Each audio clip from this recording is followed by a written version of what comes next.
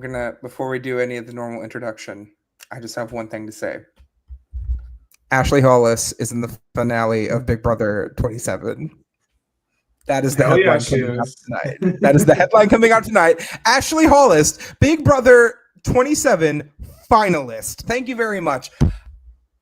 Hello, beautiful people on the internet, and welcome to the Cup TV welcome to Big Brother coverage on the Cup TV.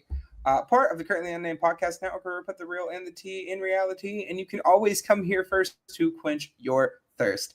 I am Brook, and I am passionate about pop culture, and welcome to our final live eviction episode of the summer, or I guess it's now fall, but of the year.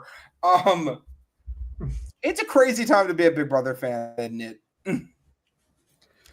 I'm drinking water because I'm thirsty, and why not? Because it's better than drinking most other things.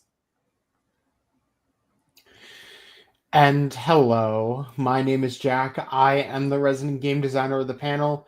If my voice sounds scratchier today, it's because I lost it last night. And if you were curious why I wasn't here last night for Waffle Wednesday, it's because literally I don't think we've had waffling since last week. So I mean, I wasn't gonna show up to this with no waffles. Am I in the morning? I don't want to be murdered. Oh wait! Oh damn it! No waffles. If we were on the drag channel, there was a perfect clip for this. Damn it! We need to get the clips. Waffles. More sacrifices. More satanic seance circles. More moral panic from people in BB comments being like, "This is going to turn our kids into Satanists." No, I believe me. Keanu being sacrificed is not going to do that. What is Ava painting aura portraits and charging you money for it. All right. And I'm Mike. I'm your buff correspondent out in Dallas, Texas. I put the him in himbo, and I put the gay in video game. And yeah, this episode, can we do this every season? Honestly, the final four is such a yada yada. I really enjoyed, just condensing it all into one. And so we're going to talk about the entire Final Four here and maybe some bit of the Final Three. I don't know if the feeds are going to come back on while we're on here. Who knows? Probably not. They've been doing it later this year, but we'll get into it. And I'm fully there with you. This is such a better format for Final Five and Final Four, which are normally extremely deterministic. And honestly, I will say I'm a little irritated as to how they advertised this Final Four because it was not delivered as promised. I'm angry. The original thing that they were selling last week during the double was that it was going to be somebody was going to get evicted on Wednesday, and then everything was happening today, right? So the way they advertised it, it did lead a lot of people, pretty much everyone here at the podcast included, to thinking this was basically going to be a double. And it was going to be HOH, veto, all of that happening in one night. Do that. That would be fantastic. If we're going to do this like fast forward week, Wednesday night, have Julie there for 20 minutes to do the live eviction, send somebody out the door. You can even keep the cute little voodoo dolls. I don't care. And send Keanu out the door and then tell them HOH will be happening tomorrow night at 5 p.m. Western or Pacific, 5 p.m. Pacific. Mm-hmm. That's all they had to do. I think it would have been super compelling to watch a double at Final Four, which, I mean, granted, I know why they didn't do a double at Final Four, because they wanted a competition for HOH that they could make sure Morgan would win. And most of the HOHs at doubles are booth comps or like a puzzle, and they didn't want to risk Morgan losing one of those two things, although, again, I don't think it was much of a risk. It just seems like they had options that they chose not to take this evening. However, after this episode, we are officially at our final three. We do lose yet another member off to the jury. So before we get into all of that, make sure to go ahead and hit that subscribe button if you want to hear us talk about this and everything else that's coming up for the rest of the season, aka just finale night on Sunday. But also, apparently we're getting an episode tomorrow, which nobody knew about, but sure. We're not covering it in a separate video because we didn't know about it, but sure. But Big Brother coverage might be winding down pretty soon, but Big Brother UK is happening. We got Traders coverage happening again relatively soon. Survivor just came back on. Amazing Race is airing as we speak. So there's a lot of stuff happening here on TV and plenty more other things happening, including a new show that Jack and I might be covering. Stay tuned for that. At this point, with the moves we've made, I'm praying that we're covering it, because otherwise I just made a really weird connection for no reason. I'm just hoping that they actually air it. But we'll see. At this point, they are. I think the reason it went down was to essentially edit out someone. I respect that. And granted, that's hard to do when you have a cast of 10 people to edit out one of those 10. It's probably Netflix seems to do it every season with the mole. Yeah, that's fair. Didn't Drag Race do that also? Yes, yeah. They did. UK did, but there's a lot for more individual shots of someone in that versus like a bunch of group challenges. But same way. But yeah, also, hi Mortician. Big fan.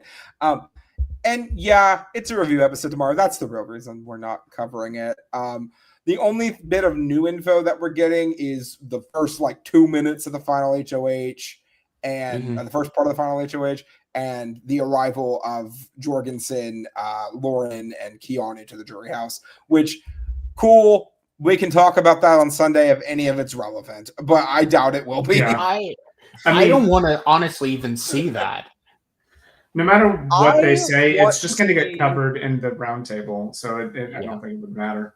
Which we're going to talk about the damn roundtable by the end of this video. Let's just get that out right now. So we do find out that it was Sharon Tharp posted about it online earlier today. So this has been knowledge for a couple hours, but they do reveal that the roundtable is being moderated this year by Cody Calafiore. Why? He's never even been a juror. Never been on the jury. Now, granted, neither had Taylor, but Taylor had also only played once and quite honestly is the most poised human being we have ever had on the show. I was thinking she was going to just be the permanent one. Honestly, she was so good last season. So did I. Apparently, it is now a rotating position, according to Sharon Tharp. Here's hoping that next season we get Rennie Morton hosting the jury roundtable because that is what we deserve. Realistically, it's going to be Rachel. Realistically, well, that depends on how much CBS feels like they need to get her some coin after this. Actually, yeah, it depends on if CBS wants to give her coin and also if Rachel wants to be associated with CBS after this season. Realistically, I'm willing to bet right now that Chelsea is probably going to be hosting the roundtable next season. And honestly, Chelsea would be a fantastic host for that roundtable. I would have no complaints. She's a good speaker. That's honestly her best skills being put to use there. But in case it was not abundantly clear, I do not like Mr. Calafiore. I am not happy at this. Yet another twist that doesn't affect the players; it just affects the viewing public, and I'm not thrilled. I wonder how he's. To be fair, we do know that him and Rachel are friends. I don't know if they still are, but they were friends when they were on Traders together before Traders. So we'll see how this interaction happens now with Cody moderating the roundtable and Rachel just being there. Honestly, I don't even know why they needed a moderator. Rachel would have done a good job on her own.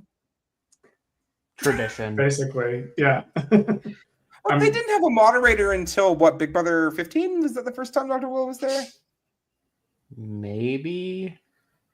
I don't even know when they started doing roundtables. I'm going to be real honest with you. Well, I know they had a roundtable for Big Brother 11, and there was no moderator.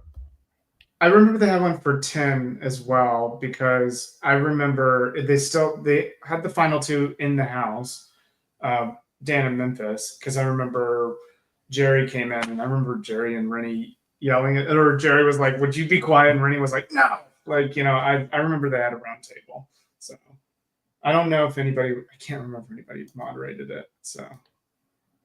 And they definitely had one on All Stars too, and I remember that because Janelle was like so bitter towards Erica, like, and that was when they had the final two was like a couple days, and it wasn't just like, final three directly into final two, end of the season, which one of the best changes production has ever made. Thank you so much for making us not have to suffer through 3 extra days of Big Brother. And the jury questioning used to be like 2 hours long, and now it's not that, but it should be. It should be. That is the one thing where like jurors cannot explain things, but they also know that going in. True. So let's talk about this episode. So we're off the heels of the voodoo doll stabbing eviction of Keanu. What the fuck? Keanu somehow got 5th place. Cool. I'm not mad. I think him making it further would have been weird. I'll just say weird. I have never seen. This is a compliment. Do not take this as a read. I have never seen someone fail upwards so hard in Big Brother. I'm trying to think. I can't come up with a single other person that I think their placement is so far from their quality of player. The only name that is coming to my mind, and I know that there are some people in the comments who will not agree with me on this. That would be Jordan Lloyd. And I'm not talking about Big Brother 11. I'm talking about Big Brother 13. Oh, dear Lord, she did nothing. And she almost won again. She almost won again. And she the fact that she won just because her alliance had the majority on the jury. Oh, it makes me so angry. Thank you for saving us from that, Rachel. I know you guys are friends. Yeah. and to be clear, this is nothing against Jordan Lloyd as a person. I don't know her as a person. I don't like her husband because of the homophobic crap he said in the past. But when it comes to Jordan herself, she has always come across like a sweetheart. God, Big Brother 13 gets on my damn nerves. Yeah. I will say, I think the only person relatively similar in that regard, maybe Victoria, to where it's like, oh, you have no shot of at all winning the game from like honestly almost the start of jury, and it's just like a prolonged death. Can I just say, I do think there is a world where Victoria could have won Big Brother. Even in that final 3, I think if she wins that final HOH in a Vix Derek, I think she wins Big Brother. To be 100% honest with you. Fair, I guess. Because I mean, Jocasta already didn't vote for. I mean, if you look at the people who voted for Derek over Cody, half of them didn't like Cody, and they would have voted for Victoria anyway. So, like, I don't know. But beside the point, we're not talking about Big Brother 16 or 13. We're talking about 27. And the return of the big dice comp as our HOH. Well, do y'all have anything to say about the interview that Keanu had with no, Julie? Not really. It was fine. I had a couple of comments because this guy, Keanu, is high on his own supply. I remember he said like he intentionally made himself a bigger target to help the people closest to him in the house, and I'm like, there's only one winner. Like, what are you doing? Like, that is. I don't know. This is the legacy of Tucker. I'm serious. Like, this is, and he also said, I remember he said this as well. I put it in quotes. He's like, "I'm such a good guy. I'm not going to change who I am." So I was like, man, this man is just humble bragging about himself the entire way. So I'm just happy it was humble bragging and not soft bullying. So. I can deal with humble bragging. I've dealt with humble bragging on Big Brother for years, but oof. I thought it was funny. But I mean, at least he said he trusted the wrong people, and then he named all the guys that he trusted in the house that backstabbed him. So at least he's self-aware in that regard. I honestly think the only person Keanu has to blame for him getting evicted is himself. And look, and I know that at the end of the day, people are going to be like, oh, well, blah, blah, blah, blah, blah, blah. He had nobody in the house. Yeah, and who's responsible for him having nobody in the house? People don't align with a comp threat because they're a comp threat. He didn't get anybody aligned with him other than a very select group of people because they couldn't trust him. And at the end of the day, him going home, as much as I would have preferred him winning the season to Vince, not mad. Yeah. Well, I think we're living in the best possible timeline given the circumstances. Fingers crossed, knocking on wood. But we'll get into it. Yeah. Yep. So final four HOH. Yeah. So this is probably the most outwardly rigged production moment I have seen all season. Oh dear God. I mean, okay, look, the Casey Clark veto was overpowered, but this particular moment, oh, they set Ava and Ashley up. Oh dear God. It's so weird. For those of you who don't recall this competition, because it has been, what, a decade since we've seen it? I think the last time was 17? I was thinking 17. No, Yeah. actually, wait. It was also on Celebrity. I think it was Celebrity. The last time we saw it was on 17. Got it. So the last time we saw this competition was Big Brother 17. It was the Gronk and Roll veto. I remember that vividly. And I believe Johnny Mac won. Correct me if I'm wrong. So we've seen this competition twice, once on 16, once on 17. And we haven't seen it since. So it was kind of like one of those, okay, not mad, until you realize, one, they're playing it as an HOH comp, which it's always been a veto up until now. One. Two, this competition is very bad for shorter people because they don't standardize the dice block sizes for each person. So Morgan, who is like, what, 3 or 4 inches taller than both Ashley and Ava, at least. She used to do track, if that tells you anything. She's got long legs. She's moving this thing around super easy. Ava is literally having to throw her entire 5-foot body into the side of this cube to even get it to rotate. And again, to borrow a quote from Naomi Smalls, life's not fair. But this is pretty blatant production shit. I'm not gonna lie. It's so strange as well because notably with this always being a POV competition, it was also a knockout competition. So people would naturally get more tired as it went on. But also, this is a comp that you can so easily memorize answers for. As long as you go, here is the current top, here is the side I need to reach, let me memorize the 5 answers that I need to get this done. And at that point, it is purely a competition of how quickly can you do it. And it's not even like it's that difficult. My honest theory with this, they saw Keanu practicing this comp and said, we can do that. No idea why Keanu targeted this comp in particular, but I think they wanted to push a Keanu win here, and as such, built this competition and then went, oh shit, Keanu was just evicted. Morgan. Pretty much.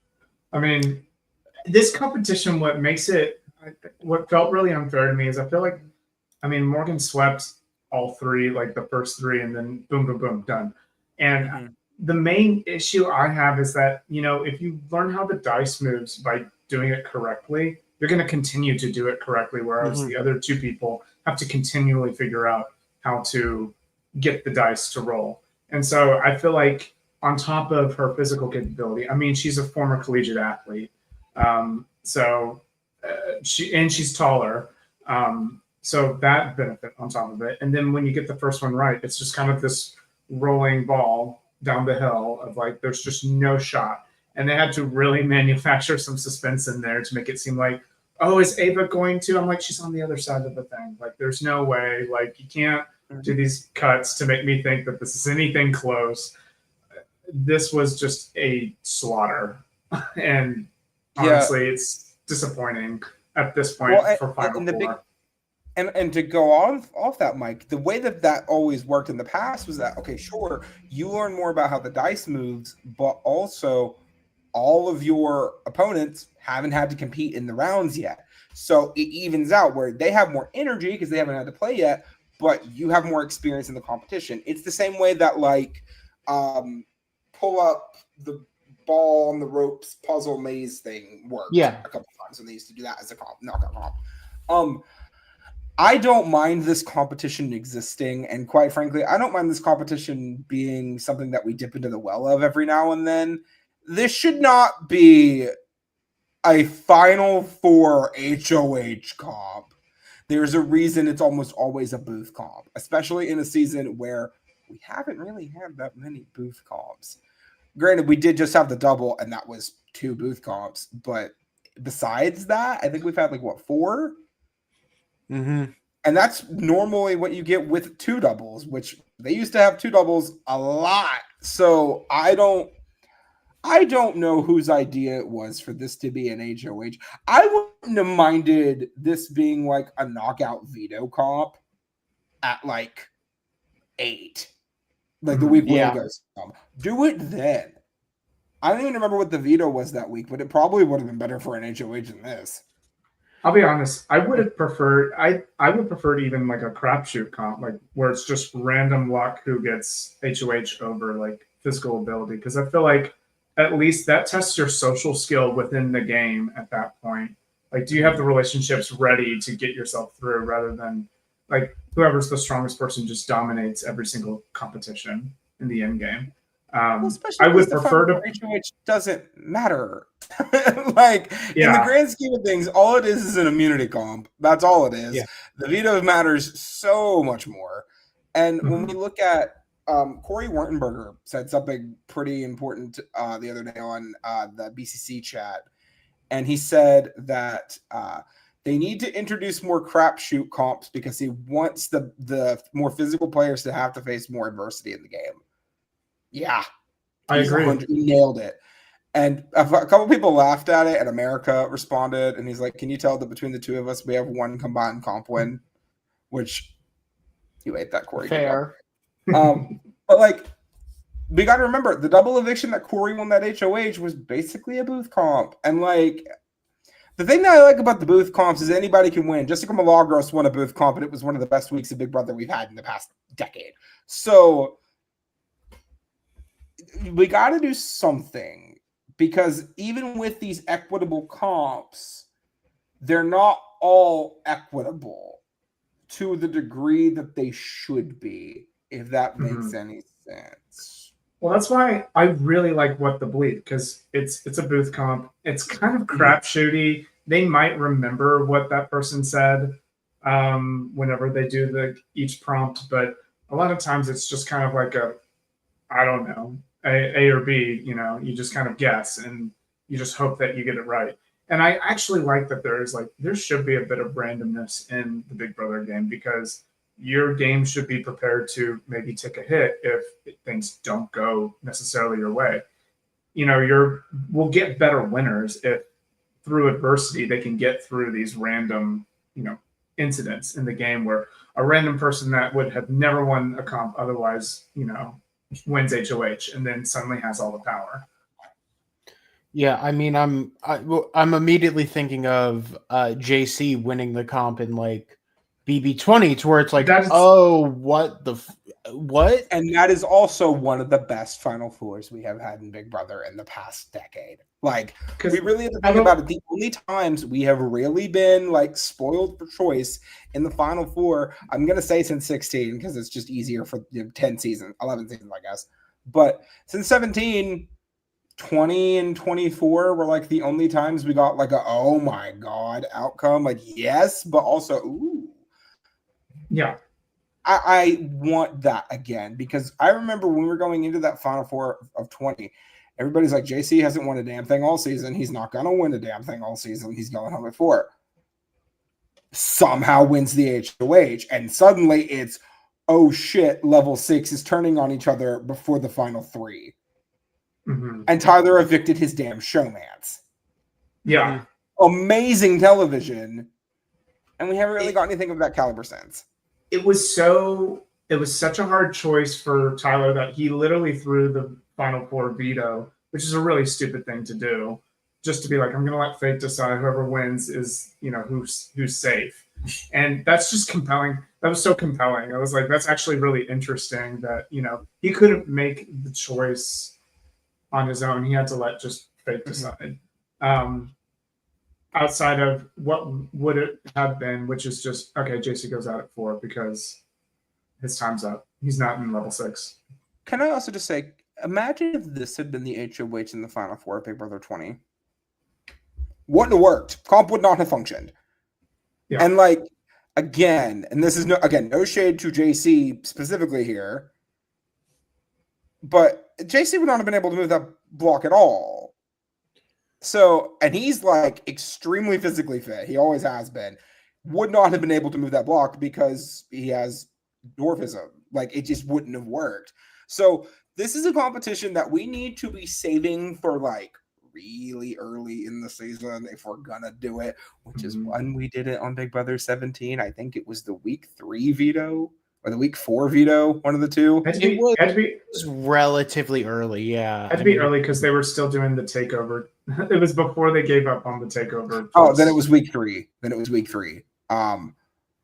Or it was whatever, because it was week 3, yes. Yeah, it was Gronk, and Gronk was week 3, Phil Kogan was week 1, and Kathy Griffin was week 2 of Takeover, I think were the 3. Maybe, yeah. Big Brother 16 and 17, week 3. Big Brother 27, week 11. Big Brother Canada Celebrity Quebec, week 1. And then day 20 of Celebrity 2. Okay. Celebrity 2 is an anomaly of a season in general, and also it's celebrity. It doesn't count. Okay. These people are already getting a royalty fee just for appearing. It doesn't matter. When it comes to actual Big Brother, where these people are getting a per day in the house fee and they are competing for $750,000 at the end of the season, this should not be the Final Four HOH. The reason that it works so early in the season, if you do it, is because, one, if you're on the block at week 3, you're probably already in a bad spot to begin with, 1. And 2, even if you're not in a bad spot, nowadays you even have the blockbuster afterwards, right? Mm-hmm. And 16 and 17 both had the Battle of the Block. So you have already competed in another competition, if you're on the block, that you lost before you competed in this veto. Do it then, not now. It's just kind of where I'm at with it. But yeah, like we mentioned, it's a complete shutout. Morgan wins the HOH. The least shocking outcome, perhaps all season. Especially considering, I will say, I did like the twist they did on this, where it wasn't just the numbers on the dice this time. It was different evidence, so that way they couldn't just be like, oh, I have a 1, I have a 5. This is the path I need to go to get to the whatever. But she did the damn thing. I can't be mad at it. Nominations happen. Again, Final Four noms don't matter. Ava and Ashley are up on the block. Ashley said something that I found really funny here. She's like, these nominations don't matter. They're just mostly ceremonial. But Morgan could have ceremonially put Vince on the block. I love it. We live. I love her. So we kind of just get a lot of interplay for the next little bit in this episode. A lot of people are trying to move the pieces around. Ava and Ashley both separately talk to Morgan about different things. Ava talks to Vince and tries to convince him that if he's not on the block at the eviction, that she's going to take Ashley. Why wouldn't she take Ashley? She can beat Ashley. She might not be able to beat you. She doesn't know. Which she will destroy him. But it's really interesting watching. I cannot believe this word is about to leave my lips. It's interesting watching Vince try to conceptualize jury votes. The weird thing is, I think he still thinks he has a shot at this point. He does. He does have a shot. And that shot is evicting Morgan himself, which he will not do. He has to win the final 3 HOH, and he has to evict Morgan. If he does those two things, he might be able to eke out a 5-4 win. And that's assuming Morgan is not bitter. Because I would be bitter as fuck if I was Morgan. Oh yeah. I don't know where Vince is coming from. I mean, I think he's like openly wondered, like, oh, do I have Lauren's vote? I'm like, if you're wondering if you have Lauren's vote, it's time to pack up. It's time to close up shop, because like that should be a solid. There's a couple people that you should always have like a solid, like, oh, I have these 2 or 3 people, but literally every person on the jury is a question mark in his mind, and that just shows that he did something wrong along the way. Yeah. Did a lot of things wrong. Beside the point. We also get Moldy Lemongate, I guess. Yeah. If we I didn't even why remember was this this on the coming up episode? at any point. Why was this Because on the they needed episode? filler. There was better filler. There had to have been better filler. You couldn't have had a segment talking about, like, I don't know, about Ashley taking another long shower or something, and just be like, once a long shower, always a long shower, or something like that. I don't. Anything is better than Moldy Lemongate. I mean, if Ava did her house meeting earlier in the week, we could have devoted a significant amount of time to what was just kind of like this is like a footnote now. I mean, we'll get into it, but yeah. I'm a little sad because I was. Go ahead. Like, they did that without any diary rooms in the middle, so it like they had the like suspenseful, like, oh, dramatic moment music in the background, but there was nothing cutting it up, so it felt so weird watching that. Yeah. And also just the timing of it in general. They couldn't think of any question to ask Davis, so they were like, we'll just put it here, I guess. Like, we're pretty sure this is going to happen anyway, so, like, budget half our time. Usually they'll push it to, if this was any other week, they would push it to the next week and then just recap it. But they can't do that on finale night. They are already, filled to the brim with like stuff. They're like, we got so much stuff to do. We have 3 competitions. We have an eviction of, too much. So they could have gotta put aired it it somewhere. tomorrow.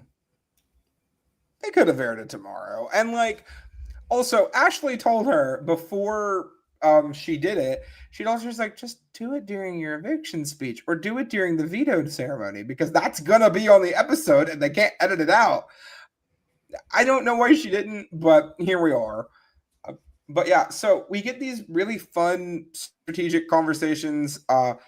Ashley, once again, showing us how to plant just a tiny seed, just a little drop there. Because this happens after the veto, but it is relevant here. Ashley goes to Morgan, is like, I think it's really fun. Like, if you take me, you're gonna win. If you take him, you're gambling, and that's fun. And like, doesn't really push it super hard. Doesn't like shove the I want you to take me and not him into her face, but just kind of like nudges it, just a smidge, nudges it a little bit up the line of like, hey, you can beat me. You may not be able to beat him. Maybe you will. You might. But don't you want to guarantee $750,000 instead of maybe get 700? Like, Ashley Hollis is playing what I will believe in about 3 years will become one of the most underrated games of Big Brother we have ever seen. I think it's really impressive because the reason she's able to be so influential on Morgan, because Morgan was actively like thinking, oh, should I use the veto now? Like, should I get Vince out now? And she's still to right now, unless something's changed, she's actively considering, do I need to cut Vince at like final 3? Like, I don't think it's likely, but it's something that she's actively considering. And the reason she's able to consider that is that Ashley, throughout the season, has built her social game. She's built up this relationship with Morgan, and Morgan sees Ashley as like, Ashley has good reads. She's always told me the truth. You know, she would never steal me wrong. And this is where Ashley cashes in that social capital, and she's pushing it because this is the time to cash it in, and it may work out. I'm hoping, fingers crossed, because that would be a fun final. That'd be a fun finale night. Is Vince getting cut at final 3? But if Vince gets cut at final 3, as much as I would like to see it, that means Ashley's getting second. I don't want to see that. I don't want to see that. But here's the thing. Ashley can begin to take credit for some things of like, yeah, no, I'm the reason that Vince got evicted here. So like she can definitely play into like I didn't have to win competitions to get here aspect, all of that. I will say there's a reason we're talking about the scenarios, and that's because this fucking episode is so boring and predictable. It's not even funny. Yeah.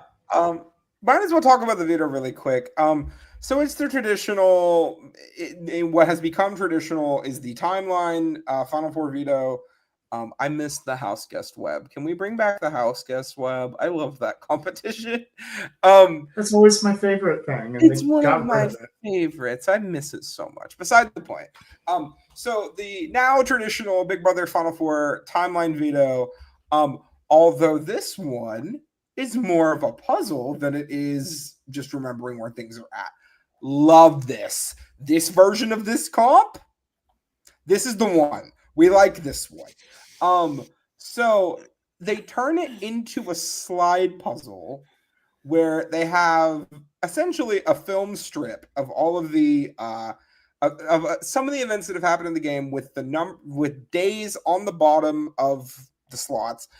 And then they have 4 or 5 of these little alcoves that go above it. So if they want to move an item up, they have to push it up and then move things out of the way to get all the days in the right order with the corresponding event. The first person to get their entire puzzle completed with all the days in the right order on the timeline wins the Final Four veto. Comp was cool. I like the comp a lot. I am going to disagree with that. Mm. So the main issue that I have with this is that if someone does not know how to solve a slide puzzle, it doesn't matter if they can do any other part of this comp. Doesn't matter how many days they've studied, they fail. They outright fail this competition.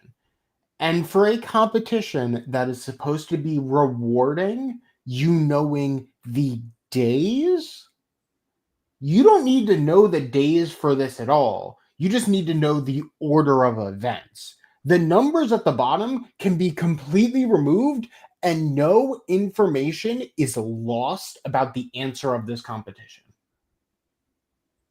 The numbers were there because they wanted to make it seem like that was important. What this was a slide puzzle to organize events. Okay, sure. I will give you that. But also, that's kind of how the timeline puzzle always is. Like, it's just a line, and then they give them the date as like a hint of like, hey, one of these events happened on day blah, blah, blah, right? So I've never minded them having the arbitrary numbers on the timeline comp. It's the same thing that they've done in the past when they've had similar competitions. My only issue with this competition, personally, was that visually it wasn't super captivating. I wish they had done more like fun stuff with the puzzles instead of making them these like really bland matte brown colors for some reason. That was what I put in my notes, was like the production of this comp was piss poor. It was really just like, it was the warehouse, it was bare bones, but I guess you could say, oh, well, that's what, a PI investigation or like a investigator's room would look like. And I'm like, no, you can do something more. You can do something more. And I don't know where I stand on this, because I do kind of, I get what both of y'all are saying. I do enjoy, I think that one thing this puzzle issue is like does present a problem. I mean, it looks like Ava was completely out because she had no idea how to solve the thing. I also think just because how big the pieces were, they looked kind of cumbersome to move around, and sometimes you would have to move big stacks of it. Mhm. I think that's like a physical aspect that I was looking at like Ashley trying to move the pieces, and she was having to do a bit more of effort to get it done and it just comes into that part of like, can we get a comp that's like actually just mental and not like running around, not doing any sort of physical activity. It's just sort of like my answers are here, the board is right here. I just need to know what it is and have it be just a complicated puzzle. But I don't know. Do producers want to take the time to construct a complicated puzzle? Yeah. It's interesting. I will say, personally, I find this competition to be pretty fun. I will agree to an extent that I do think that the scale was a bit weird. But again, that's always been a Big Brother problem. They love making these really big challenges so that they can digitally like fill up the entire screen. But that's kind of part of the reason why we love Tiny Veto so much is that it doesn't feel like this huge thing. Like it's its own special little diva, and I appreciate Tiny Veto for that. Shout outs to Tiny Veto. I love Tiny Video. I will also note, with how this was set up, this felt like something that could have been done live, and they were just like, we ran out of time. I don't know about that. I think that would have taken a little bit too long. It probably would have taken a little too long, but like, realistically, this isn't a hard setup to be like, okay, we're playing the POV competition right now. Get outside. And then they do this during like a full round. If this would have been a thing of like, you don't have to do the slide puzzle part and it's just the normal timeline comp, absolutely that could have been a veto that happened during a live episode. But again, it's just more of a wasted opportunity than anything I'm like outright mad at production about. But yeah, so hey, anybody want to guess who wins the veto? Was it the person who's already won 4 of them and is now one of the most successful veto players in the history of the competition? Congratulations, Morgan. 5 veto wins, and they have happened in the last 6 veto competitions. Oh, dear God. She threw half of these competitions. And I think it's really kind of concerning that I do think production is trying to make more equitable comps. I think ever since Big Brother 25, ever since like Suri season where they could see Suri was like thirsty, she was hungry to roll some heads. She just could not win any power. I think since then they have tried to make more equitable comps, and we've seen some of that. But again, when we're seeing results like this, maybe it's time to go back to the drawing board a little bit and rethink some of these comps because great from Morgan. Don't want to take anything away from her. It's really a big accomplishment, but something is off when the same person or the same 2 people are winning comp after comp after comp. Well, I want to look into something very quickly. So I'm going to pull up Morgan's POVs that she actually played in because it is something I'm curious about. So out of this entire season, Morgan has played in a grand total of, let me scroll, 1, 2, 3, 4, 5, 6, 7, 8 vetoes, and she won 5 of them. And she definitely threw the double eviction veto and has confirmed that multiple times. So in reality, we can say she won 5 with an asterisk. The 2 that she lost were the week 4 and the week 6 vetoes. To be honest, I don't remember exactly what either of those comps were. Let me just quickly check. Okay, 1, thank you very 2, much. 3. The binary bridge and OTEV, I believe. Okay, yeah, so binary OTEV's bridge and OTEV. So OTEV's a crapshoot, so we can't bank on it. There are strategies, but it's still a crapshoot. And binary bridge was the brain surge, walk across the floor Yes. and light up It was the the floor thing. two switches in front of The them. Squid Game tile-esque. Squid Game brain surge, yes. So again, Keanu did really well in the competition too, and even then, was Morgan not the runner-up in that comp as well, or was it Rachel? It was Rachel. I think it was Rachel. Rachel. But either way, Morgan has done incredible in these vetoes across the entire season. She's played in 8 of them, basically won 5 with an asterisk of them, and even then, one of them is a crapshoot comp. Anybody can win OTEV. It's not. There are things you can do to maximize your chances of winning OTEV, but anybody can win OTEV. So we're sitting here and saying, wow, the vetoes are going this way, this hard. It may be time to get a different challenge head at Big Brother. And that's not saying anything to whoever's doing it now. I don't know who's in charge of competitions directly right now. But what I can say is a lot of these comps are repetitive. Did we get any brand new competitions this year that weren't like 1000% brand new and weren't like a twist on something we've had in the past? Wine to Die For. That was the only one that I liked. That comp was fantastic. There was the slasher one new? Have they done that before? They've done similar things, but in terms of how they did it was very different. Yeah, Big Brother 25, the week 2 HOH. Oh, yeah, that's right. The demo, whatever, the stranger, yeah. Yeah, the Stranger Things parody, yes. Yeah. Yeah. Basically every other thing, this season was relatively was something we've at least seen notable components of before. Week 1 HOH was the Balancing Planets. I've seen that before. I'm not going to go through everything, but we've gotten the wall a lot. We got every season. We get the wall. We get OTEV every season. But then we look at these other things. I love Tiny Veto. It is the only thing that I can remember getting added in the past 5 years that I really felt was like, yes, this is a really good comp. You should keep this forever. But like, when have we gotten a hide and go veto? When was the last time we got hide and go veto? Mm-hmm. That comp is so 2 perfect. seasons ago, maybe? It feels like it's been longer. It feels like I definitely remember it happening during 24. It was last year because Tucker, I think. Oh, yep, it was. Well, bring back hide and go veto every year. Because we especially with the blockbuster now being a thing, a lot of these blockbuster comps got recycled from last year. A couple of them were newer, like the Spot the Difference ones. The week that Adrian went home, that one was cool, but it wasn't really interesting. So yeah.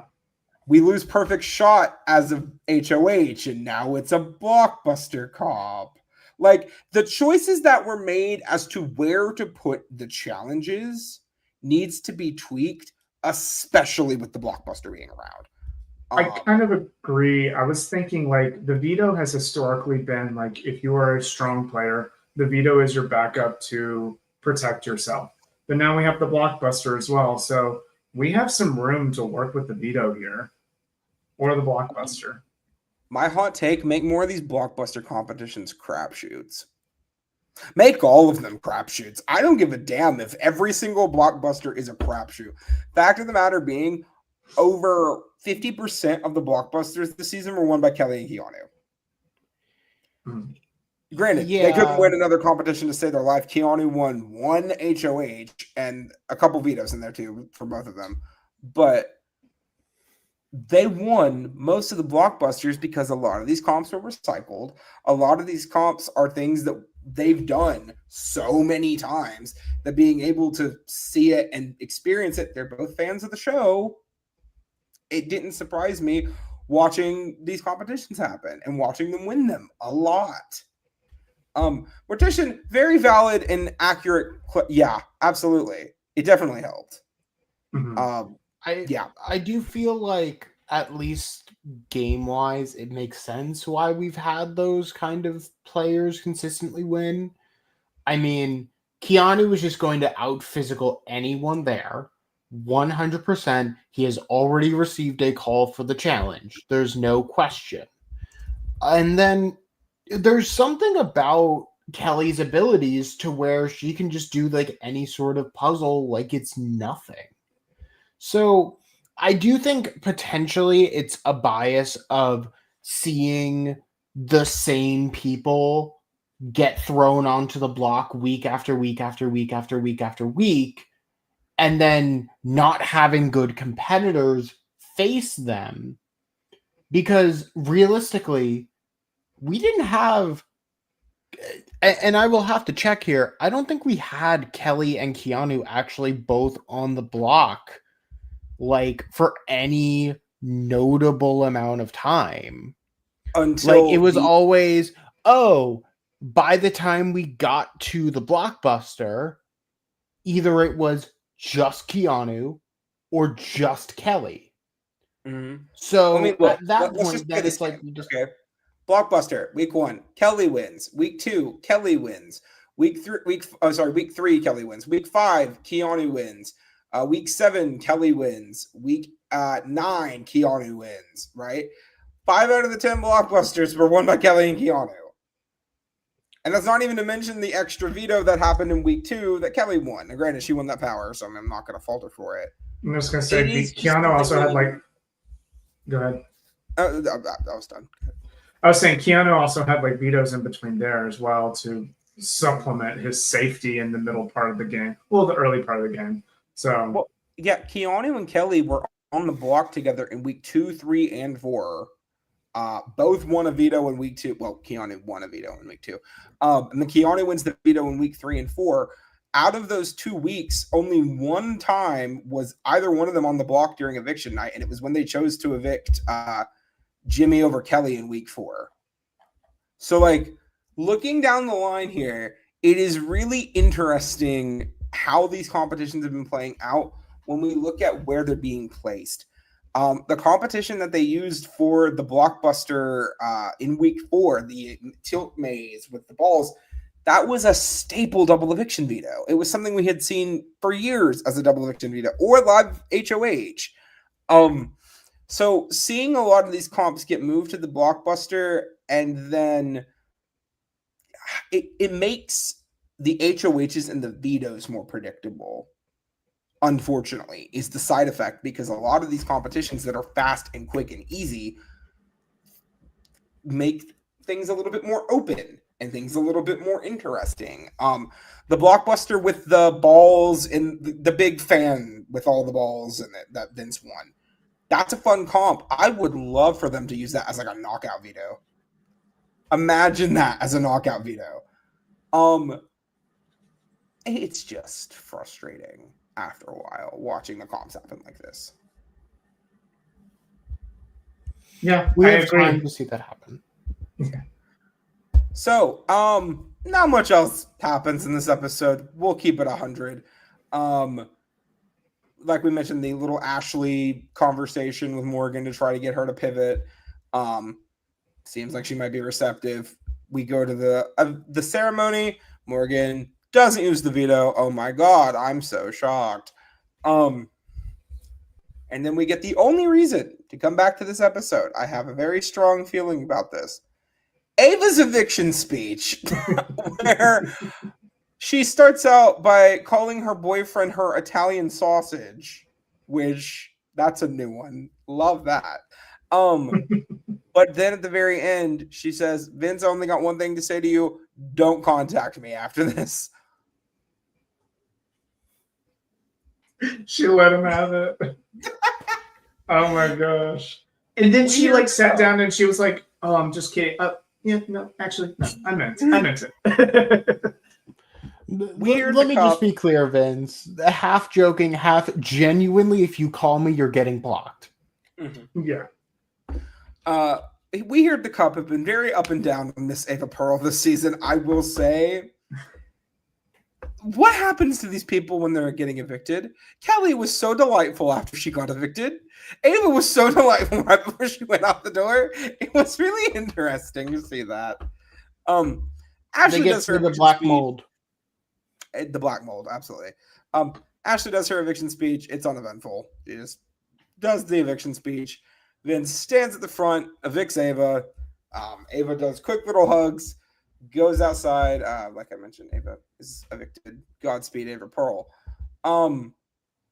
And then we get the other thing of note in this episode after the commercial break, which is Ava's house meeting that she conducts like an hour before the eviction.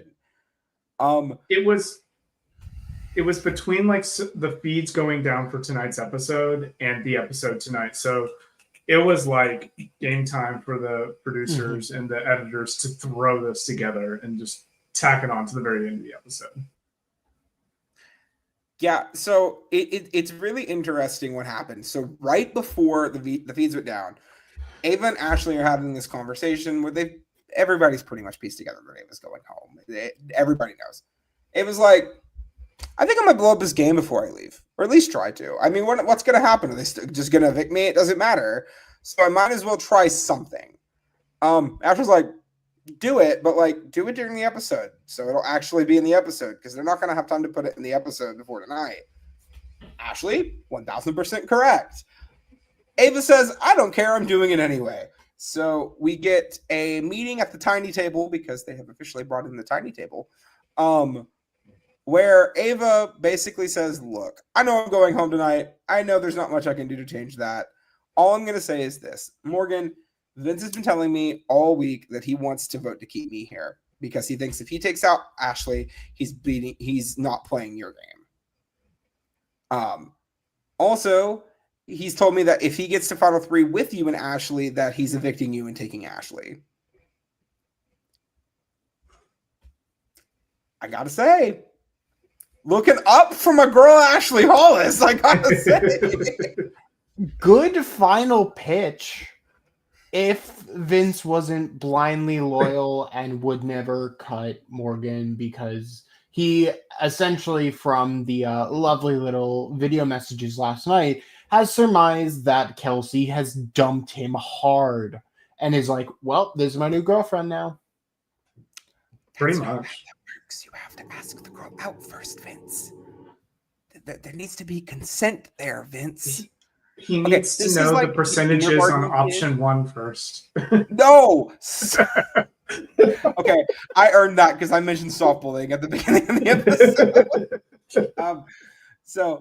No, this reminds me so much of like those kindergartners that become friends with someone and then they go home and their parents are like, who's that? That's my girlfriend.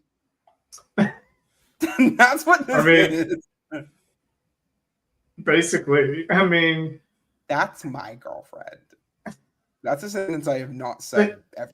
That's a weird one. Yeah. But Vince is like hedging his bet just in case, like in the off chance that Kelsey has not done this. So, I'm just going to gauge the situation outside the house. Well, also, we do have to touch on the fact that Morgan has most likely gotten the ick in these past few days. From what we've seen on the feeds. She's not really been talking that much to Vince. I'll be 100. I will die if Morgan wins this Final 3 HOH and cuts Vince. I will laugh so unfathomably hard if she cuts Vince at this Final 3 HOH. It's happened before. We've seen it where we've like, oh, these two are just going to the end together. Yee-hoo. And then Cody Calafiore votes out Nicole France. So like, yeah. But wouldn't it be nice if the woman does it this time and it's not Drew cutting Diane or John Party cutting Netta? Mm-hmm. It'd be nice John that Party, I will never forgive you. It'd be nice when the shoe's on the other foot this time around. Shout outs to the winner of the Traders Canada, Netta Kalantar. I love her, big fan. So spoilers for I think season 1 of Traders Canada. It's been a minute. Beside the point. So we officially have our final 3. It is Ashley, Morgan, and Vinny the Lip. Which does mean Jack's out.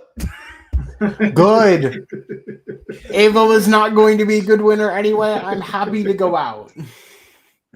So Jack is officially eliminated from the draft, which means we are down to me, Lana and Logan. Lana is probably winning this draft, and you know what? I'm okay with that because you know what? Logan isn't, and that makes me happy.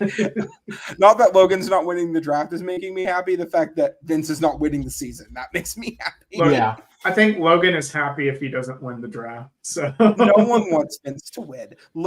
It's kind of like a couple weeks ago when I was like praying that Kelly would get evicted, even though she was on my draft team. Like, Logan will think this is such a hollow victory. I know Logan. I know how Logan feels about this situation. Logan will be like, I mean, cool, I won, but like at what cost? So I do have a question for the both of you. Seeing as how this is our last episode before we know who the winner is, we're going to play a couple of games real quick. Game number 1, who is going to win Big Brother 27? Now, who you want, who is going to? I'm going to have to say Morgan. I really do. I'm just thinking of the final 3 HOH, and just there's a physical component that I think Morgan's going to win. And she showed in the days comp that, you know, she has done more studying than maybe we have given them credit. There was some studying, but maybe she's more knowledgeable of the facts of the days that's just going to come in to part 3. And I think if Morgan touches one of those final 2 chairs, it's kind of game, set, and match for the other 2, whoever's sitting next to her. So I think Morgan will take it.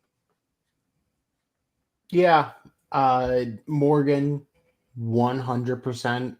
There is no way that she doesn't win either part 1 or part 2 of the final HOH. I genuinely cannot see that world.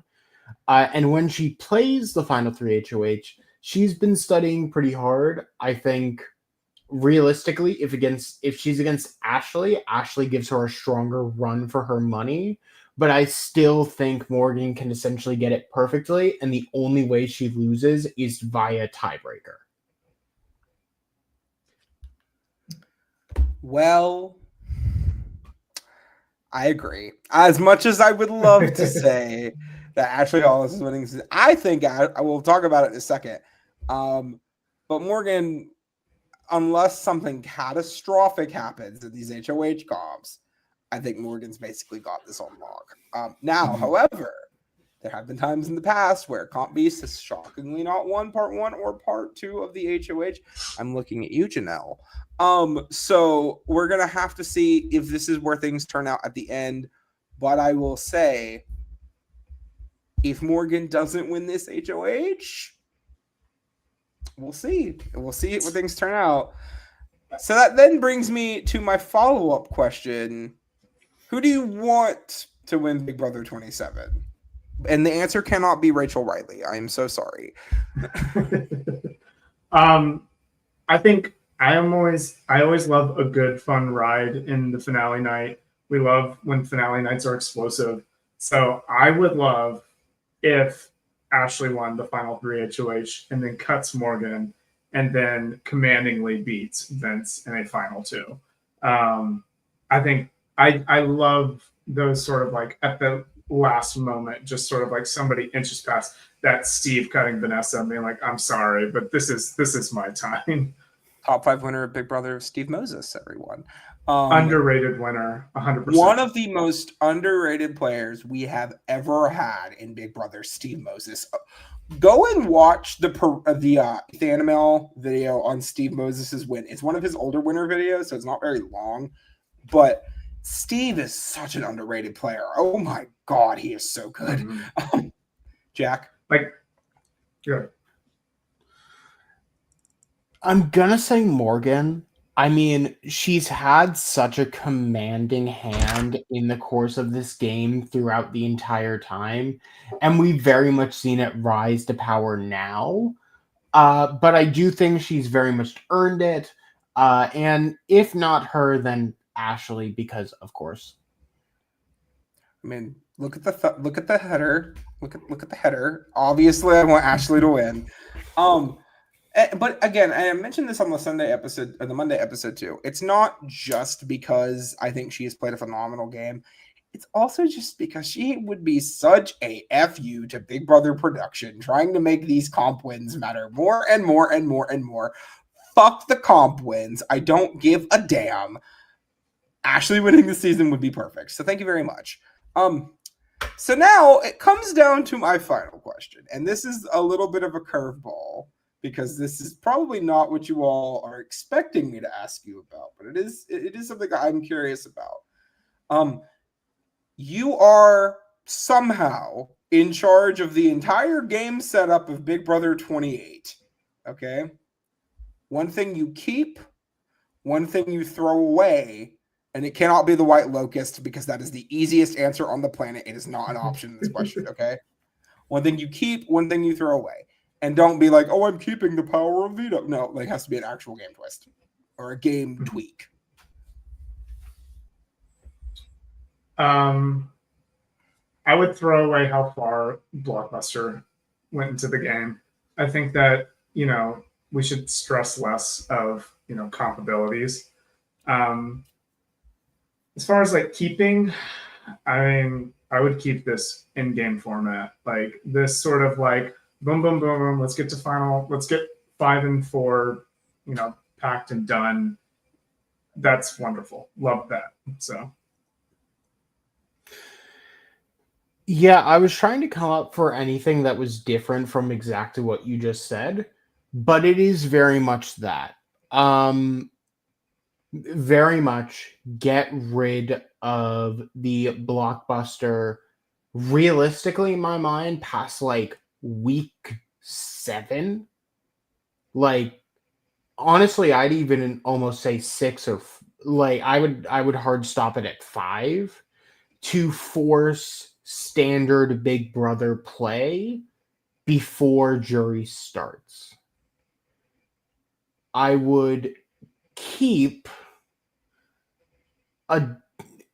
maybe not keep, but add a double eviction earlier on, potentially right after Blockbuster ends, just to speed up the game and force players to play more cutthroat and to inspire a spark in the game earlier. So, I am personally of the opinion that the best thing that they have done this entire season production-wise is this endgame format. I am fully with you there, Mike. I think having these weeks be faster, no complaints, especially these last 2 of 5 and 4, because nobody gives a damn. Once we already know the result, there is no pivoting, there's no wiggle room. It's just happening, right? And having to wait 3 days after the veto ceremony to watch Keanu go out the door would have been like watching paint dry. So good on you, production, on that part. My big change, though, has nothing to do with the Blockbuster. I'm annoyed with the Blockbuster, but realistically, I don't know if they're going to move it ever. So my big change is this. I want my 9-person jury back. I need my 9-person jury back. The fact of the matter being, Mickey not being on this jury, and this is the same problem I have with 25 when we started this stupid 7-person jury bullshit. Mickey not being on this jury, after making it literally 2/3 of the way through this season, is absolute crap. I didn't remember who went home the week before her. Catherine. Catherine should be on this jury too. Okay. Fact of the matter being, they made it 50 something days and 60 something days between the two of them. And when we look at this jury, right, the fact that all of them made it into the last month of the show, and that's when juries, no, absolutely not. If we're doing these, if we're taking Blockbuster this far, right, with the logical conclusion being that we cut Blockbuster at the jury if we're doing them around the same time, right? Why are we not making juries start earlier? There is no reason that the jury could not have started 2 weeks before it did this season. Mm-hmm. And it should have, because Catherine and Mickey being on this jury would have made things so much more interesting in the end game. When we have more of these moving parts, I mean, we don't really think about it now, but the 7-person jury, we kind of already know all the outcomes. Mm-hmm. Even with Catherine and Mickey, though, I have no idea who the fuck they would have voted for. No idea. Mickey may be more, but Catherine? Out of these people, Vince, who put her on the block and got her evicted, Morgan, who was the reason she did it, and Ashley, who she didn't like. Who would she have been? I don't know, but I want to find out. But now it doesn't matter. Yeah. Now we have no idea. Mickey probably would have voted for Ashley out of the three of them. But even then, what happens if she's with Morgan, who stabbed her in the back, or Vince, who also stabbed her in the back? What happens if they're the final two? They played enough of the game where I feel like they should be on the jury. And this late game jury bullshit needs to stop. It was cute for 25. It was cute for 25. Go back to 9-person jury when we're having these long ass seasons. Because imagine we wait 7 evictions to start a jury in Big Brother 14. Ludicrous. Absolutely not. Week 5 has all, like, even older games, it was 5 evictions, 3 evictions. Like, the reason we had the jury start at set with 9 people left is because there were less people in the house to begin with. Mickey made it through 8 weeks of Big Brother before she got evicted. Or 7. Or 8. 17 people. 8. So we can do a 9-person jury. And we should be doing a 9-person jury. Well, I kind of agree with that. I think if you're a live feed watcher at the beginning of the season, going up into the middle of the season, one thing that happens every season, and it is so annoying, is half of the players, or more than half of the players, are always saying, like, let's just get to jury. Let's just get to jury. Let's just get to jury. They're not really playing a long-term game. They're just playing like I just want to get my full stipend for the season, and then I'll be fine. So I think starting jury earlier so that they can stop saying that and start being like, okay, now can I win? Like, so they can actually focus on the game. I think that would actually really, really help. Also, I agree with the point that you made about, like, Mickey and Kat, because it's just like that far removed from the end of the game. Like, I think they were in the game long enough to have earned a spot on the jury, but also being removed from the end of the game, that's always something I'm really intrigued by, is the first few jurors is, how do they see the game when they're getting just little morsels of information of the jurors coming in? And that's how it fuels, in their own experiences, it fuels their own opinion of the people who are left in the game. And I think the longer that you're detached from that, I think it's really interesting. They come to really interesting conclusions. Like, think like Davon and Big Brother 18. If, she was the very first juror on Big Brother 18, and she came around from hating Nicole when she left to actually voting for her to win, because Nicole's game started to come through, and she was impressed with what she was seeing. I think that was the first thing that came to mind, but there are plenty of jurors, like those early jurors, who they kind of are away from the game long enough to kind of become wild cards, and that people who have the better games, or games that are showing better through the players, kind of tend to get rewarded better from them, because the sting of getting voted out by them has, like, it's worn off, because, like, they've been like 6 weeks in the jury house. I mean, can we also just touch on the fact that if they had the 7-person jury in Big Brother 18, Davon and Zakiya would not have been on that jury. Ugh. Can you imagine how awful that jury would have been? I'm just saying. Just saying. That also means Paul would have won Big Brother, by the way, for the record. Paul would have won Big Brother. Yeah, just saying. So, just bring back my 9-person jury. That's all I'm asking for.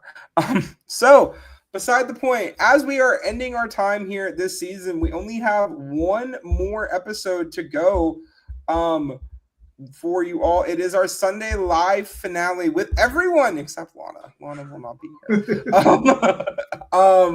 Yeah, so we're gonna be live after the finale, after we find out who wins. So tune in pretty much directly after. We are going to be on talking about the winner of Big Brother 27, most likely Morgan, possibly Ashley, almost guaranteedly not Vince. So let us know down below. Let us know in the ticker right now. Who do you want to win Big Brother 27?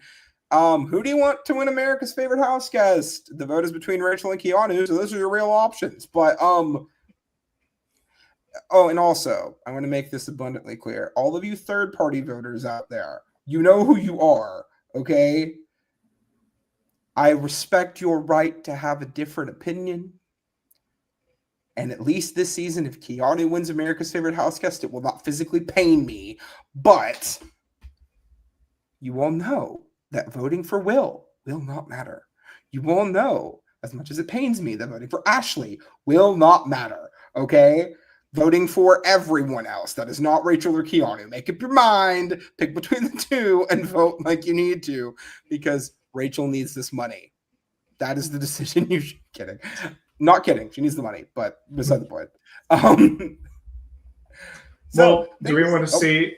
Do we want to? Well, do we want to guess who we think the AFP is going to be? Yes. Or who the top three? That actually be interesting. Top three. Rachel, Keanu. Will. I was thinking really? Well, I was thinking maybe Ava. I think the casual audience might still love Ava. I don't know. I just know that Will has been doing really well in the I'm not voting for Rachel or Keanu, so therefore I will be voting for Will. Like, it's kind of been what I've been seeing online. Well, Will is right up there for me as well, because I think even a casual audience, he's always had the funny segments. He's always been kind of the voice of reason. He's like, come on, kids. Like, that's kind of his character. And I can see that being endearing with an audience. I will also say Rachel, Keanu, and Will are the top three on Jokers and pretty much have been for the past month and a half. So it would not shock me if it were Rachel, Keanu, and Will. Although here lately they've only been telling us the top two, which is kind of dumb. Top three, please. As long as it ain't Riley, I don't give a damn. Just being 100. Fortunately, I think he was voted off early enough that I think most people who would have voted for him have forgotten he existed. Even the casuals don't like him. Even the Facebook girlies don't like him. Oh, really? Oh, they hate him. They hate him almost. Yeah, I was getting upset because he was getting the Cameron edit, and I was like, why are we hiding why are we hiding his another house guest's toxic behavior? I think because it became such big news that TMZ was covering it. Oh, Mike, what happened? No, Mike's camera disconnected. Damn. Whenever Mike's camera comes back, I'll put him back on. But literally, it was at the point where TMZ was covering it, and people were like, "Yeah, let's distance ourselves from this guy." I think he is still going to be there at the very end, but I do not think they're going to call on him at all. They have tried to distance themselves from him as much as possible. We can also confirm you're fine, Mike. He is eligible to win America's Favorite House Guest, apparently. They were advertising him in the vote, so we'll see how that turns out. Rachel, Keanu, Will is my top three. Personally, I think it's just the likely outcomes. What about you two? I think you're probably on the money. So Rachel, Keanu, and Will, you think? Mm-hmm. Sorry. I'll be different. I'll say maybe Ava instead of Will. I think it's between those two for that third spot, though, if they announce a third spot. It could be Ashley, but I also think most of the people that are really ride or dying for Ashley right now are voting for Rachel because we think Ashley's going to win. So, yeah. So now who's going to win? Rachel. I think it probably is Rachel, but I have seen at least enough people voting for Keanu that it will at least be a decent race. Yeah. Casuals scare me. Casuals have been winning this the past few years, and they scare me. I'm gonna say Keanu, even though I want it to be Rachel, and I have sent my 10 votes to her diligently every day. I think it's gonna be Keanu, and I really do think because here lately, every year, the casuals are getting their way. Tucker won it last year. Cameron won it the year before. Granted, everybody and their mom voted for Taylor, but it was the one time we have ever agreed with Facebook as to who America's Favorite House Guest should be. But even then, they were trying to make it Kyle too, and that was rough. So I just think Facebook's going to win again. I'm sorry, Twitter. I'm rooting They wanted for you, to vote Twitter. for I wanted Kyle? To They wanted wanted to vote for Kyle was Kyle? second place. Kyle was second place in America's Favorite House Guest that year. Mm-hmm. That is disgusting.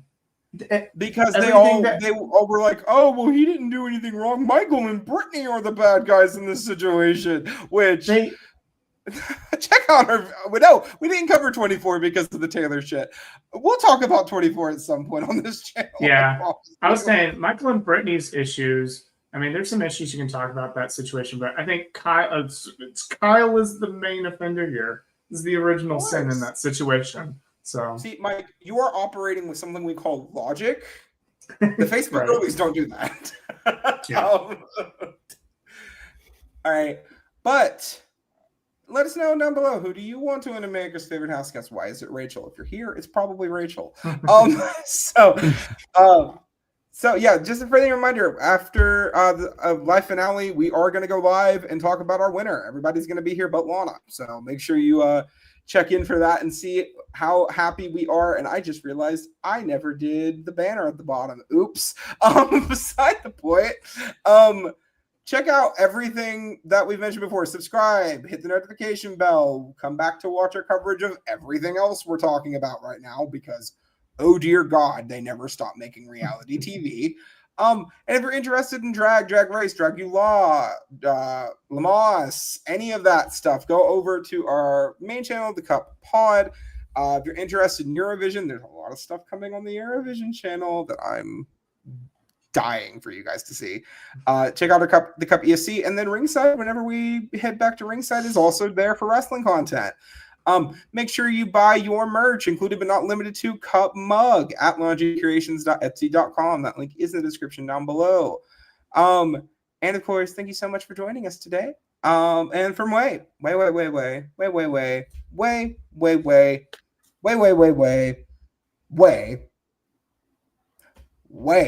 outside the Big Brother house, we have been the Cup TV. Love only yourself.